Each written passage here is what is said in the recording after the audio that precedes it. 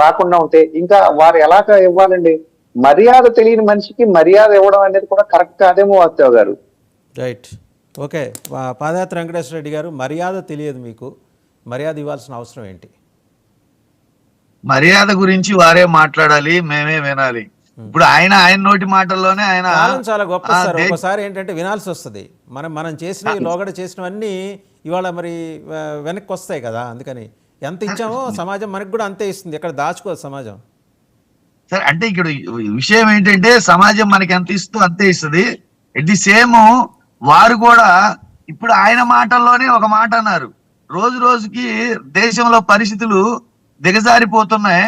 ఆ దిగజారిపోయే విషయాలు ఈ 15 ఏళ్లకు ముందు నుంచి జారుతున్నాయా, ఈ 15 ఏళ్ల తర్వాత దేశంలో పరిస్థితులు దిగజారుతున్నాయా, ఈ 15 ఏళ్లలో జారుతున్నాయా, అంతకు ముందు జారుతున్నాయా అనేది ఆయనే వివరించి చెప్పాలి. ఆయనే ఎందుకంటే ఈ 15 ఏళ్ల పాలన వారే దేశంలో వారే పరిపాలిస్తూ ఉన్నారు కాబట్టి ఎందుకు దిగజారుతున్నాయి, ఎలా దిగజారుతున్నాయి అనేది వారు చెప్పాల్సిన సమాధానం చెప్పాల్సి ఉంటది. ఇంకొక విషయం ఏంటంటే రాజ్యాంగంలో ఎక్కడా కూడా ఇంత శాతానికి తక్కువ వస్తే ప్రతిపక్ష హోదా ఇవ్వకూడదు అనేది ఎక్కడ మన రాజ్యాంగంలో పొందుపరిచి లేదు. ఫస్ట్ విచక్షణ అంటారా, వాళ్ళ విచక్షణకు వదిలేద్దాం. మామూలుగా ఇంతకు ముందు ప్రతిపక్ష హోదా 67 మంది సభ్యులు ఉన్నప్పుడే మా గొంతు నొక్కేశారు, మమ్మల్ని మాట్లాడనివ్వలేదు, అవన్నీ గత చరిత్ర మాకు చెప్తుంది. అట్లనే ఇప్పుడు ఏంటంటే వాళ్ళు మాట్లాడితే మంత్రాలు, మేము మాట్లాడితేనేమో ఇంకో రకంగా ఆలోచిస్తారు.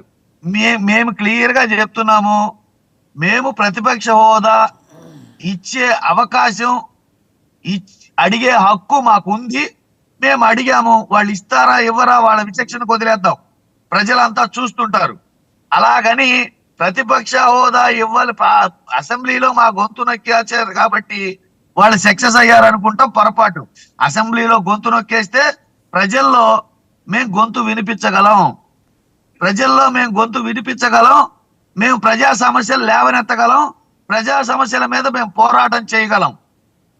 ఖచ్చితంగా మాకు 40% ఓట్ షేర్ ఉంది. భారతదేశంలో 5వ అతిపెద్ద పార్టీగా మేము ఉన్నాం. ఇప్పుడు రాష్ట్రంలో దేశంలో బీజేపీ తర్వాత రాష్ట్రంలో అతిపెద్ద పార్టీగా మేమే ఉన్నాం. ఆ విషయాన్ని గమనించుకొని వాళ్ళు ఇస్తారా ఇవ్వరా అనేది వాళ్ళు ఆలోచించుకోవాలి. రైట్. అంటే వెంకటేశ్వర రెడ్డి గారు, వాళ్ళ సంగతి పక్కన పెడితే మీరు వ్యవహరించిన తీరు కూడా ఒకసారి మీరు సమీక్షించుకోవాలి కదా. అంటే ఎలా వ్యవహరించారు మీరు అప్పుడు ప్రతిపక్షం? ఇంకోటి, మాకు 40% మంది ఉన్నారని అంటున్నారు. ఇంత క్రితం తెలుగుదేశం కూడా 41.7% అనుకుంటా ఆమె, కరెక్ట్ అంతేనా? 41.2. మరి వాళ్ళకి కూడా లాస్ట్ టైం 2019లో ఉన్నారు కదా. మనం అది ఎలా కన్సిడరేషన్లోకి తీసుకు, వాళ్ళు ఎప్పుడు మాకు 41.2% ఉన్నారని చెప్పి ఎప్పుడు వాళ్ళు జబ్బలు జరుచుకొని చెప్పలేదే ఎక్కడ? జబ్బలు జరుచుకొని చెప్పలేదా? 41 మీకు మళ్ళీ డే 1 నుంచి మా 40% మేము వెంబడి మాకు ఓట్లేశారు వాళ్ళు ఎప్పుడు చెప్పుకోలేదే. వాళ్ళేదో ఆ బాధలో ఆ విషయం డే 1 నుంచి మేము హత్యలు, రేపులు, మర్డర్లు, తరిమి కొట్టడాలు మేము చేయలేదండి.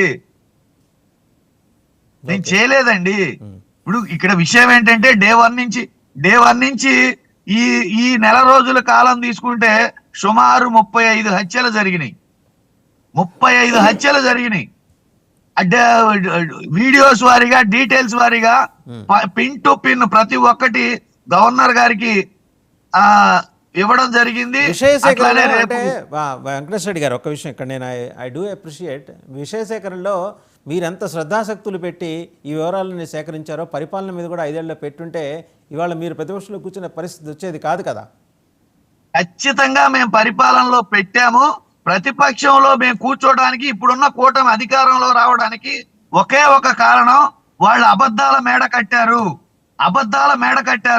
అబద్ధాల మేడ అతి త్వరలో కూలిపోబోతుంది. వాళ్ళు ఇచ్చిన మేనిఫెస్టోని ఇచ్చిన మాటల్ని అమలు జరిపిన తర్వాత ఎవరు తప్పు చేశారు, ఎవరు ఒప్పు చేశారు అనేది తేలుతుంది. మేము ఉన్నది ఉన్నట్టు చెప్పాము. మేము ఇంతకంటే ఎక్కువ ఇవ్వలేము. ఇంతకంటే ఎక్కువ సంక్షేమ పథకాలు ఇవ్వలేము. మా పరిపాలనా పద్ధతులు చూసి మేము మేలు చేస్తేనే, మా వల్ల మీకు మేలు జరిగితేనే మాకు ఓటు వేయమన్నాం. మాకు 40% దానికి అంగీకరించారు. మిగతా వాళ్ళు చెప్పిన మేనిఫెస్టోకి, వాళ్ళు చెప్పిన అబద్ధాలకి ఆశపడి వాళ్ళు చేస్తారేమో అన్న ఒక నమ్మకంతో వాళ్ళు ఓట్లు వేశారు. ఓట్లు వేసిన దానికి త్వరలోనే మేము అనుకున్నాం సంవత్సర కాలం పడుతుందేమో అనుకున్నాం. సంవత్సర కాలం పడుతుందేమో వేచి చూసి తప్పులు జరిగితే ప్రజల్లోకి రావడానికి మా నాయకుడు అనుకున్నాం. అంత అవకాశం కూడా వాళ్ళు ఇవ్వలేదు. 40 రోజులకే తట్ట బయటేసి బొచ్చ బాళ్ళేసి మా వల్ల కాదని చెప్పేసి మాకు ప్రజల్లోకి వచ్చే అవకాశం వాళ్లే కల్పించారు. ఇక ప్రతి అంశం మీద వాళ్ళు ఇచ్చిన మేనిఫెస్టోలో ప్రతి అంశం మీద ఎక్కడ మాట తప్పినా, ఎక్కడ వాళ్ళు ఇవ్వకపోయినా రైట్ బాలకోటే గారు మాట్లాడండి ఒకసారి. రైట్ బాలకోటే గారు మాట్లాడతారు. ఇంకొక పాయింట్ మీరు ఇది బాబాయ్ హత్య గురించి కూడా ఒక మాట అన్నారు స్టార్టింగ్ లోనే. లేదండి, నేను అనలేదు. మీ నాయకుడి సోదరు అంటే నేను అది ప్రస్తావన చేశాను అంతే. ఎస్ నేను అదే చెప్తున్నా. సోదరి షర్మిల గారికి నేను ఒక మాట చెప్తున్నా. సోదరి షర్మిల గారు సునీత గారు అన్నారండి, సునీత గారు అన్నారు. సోదరి షర్మిల గారికి కూడా ఆయన బాబాయే. సోదరి షర్మిల గారికి కూడా ఆయన బాబాయే.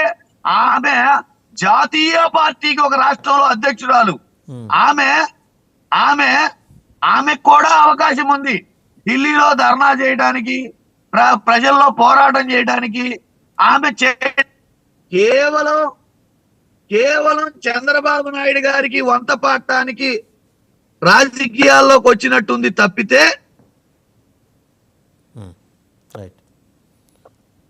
రైట్ అండి, మళ్ళీ మీ దగ్గరికి వస్తా. ఒకసారి బాలకోటే గారి దగ్గరికి వెళ్దాం. బాలకోటే గారు, టెక్నికల్గా మీరు జర్నలిస్ట్ కూడా, మీరు